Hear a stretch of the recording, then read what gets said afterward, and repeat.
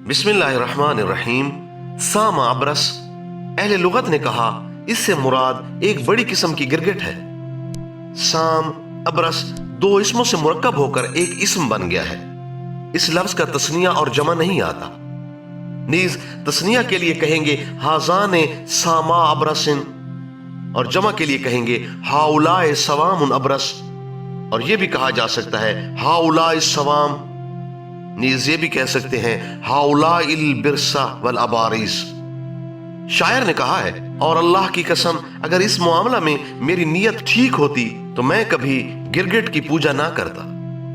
अल्लामा दमीरी रहमतुल्लाह अलैह फरमाते हैं कि गिरगिट की एक किस्म को साम अबरस इसलिए कहा जाता है कि अल्लाह ताला ने इसमें सम यानी जहर रखा है और इसके जिस्म पर बर्स की तरह निशानात पैदा किए हैं। इस हैवान की खसूसियत यह है कि अगर इसके गोश्त को नमक के साथ मिला दिया जाए तो इसमें बर्स के जरासीम पैदा हो जाते हैं। बस जो इंसान भी इसको खा ले उसे बर्स का मर्ज लाहिक हो जाता है। शरी हुक्म, इस जानवर का खाना हराम है क्योंकि यह गंदा और जहरीला जानवर है, इसीलिए इसके कत्ल का हुक्म दिया गया है।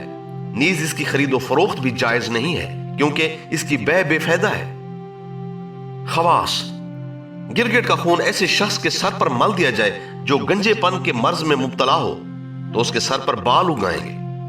गिरगिट का जिगर दांतों के दर्द में बायस सुकून है और इसका गोश्त बिच्छू के कांटे पर रखना बेहद मुफीद है।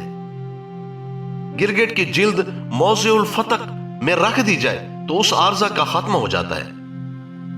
गिरगिट ऐसे घर में दाखिल नहीं होता जिसमें जाफरान की खुशबू मौजूद हो।